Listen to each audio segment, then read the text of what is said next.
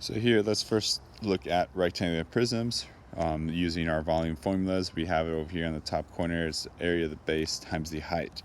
So let's put some labels with these things. We got one that's pretty small.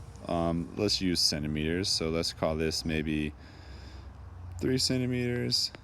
We'll call the height maybe 5 centimeters.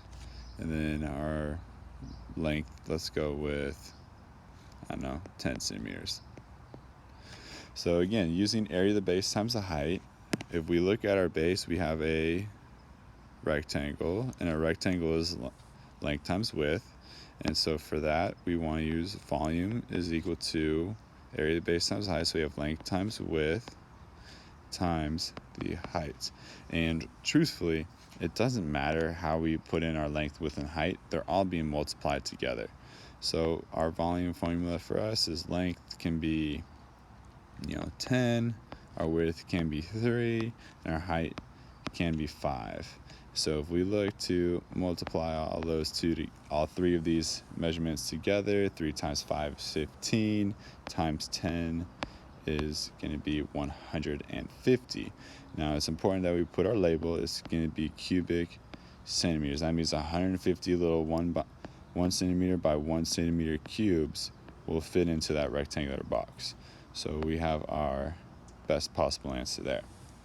Now, if we were to take a look at a bigger box, right, we have a large shipping container or something like that, or a cardboard box that we're making an order from, right? So let me use a different color to represent this one here for number 2. Let's use, this kind of looks almost like a cube, so we can label them pretty close together. Let's say it would be 8, inches, and we have a height of 12 inches, and then we need our last one. Let's use 10 inches. All right, so now again, using the same volume formula, area of the base times the height, we have our base here, which we have is length times width, and our last thing is times the height. So we can go 8 times 10, and then our last thing that we need to do is multiply that by the 12. So we have 80 times 12. 80 times 12 is going to be 960. Now again, our label, we're in 3D. We need to have cubic inches. That means 960 cube of 1 inch by 1 inch cubes would be able to fit in those, right? So that would be the total volume for our rectangular prism.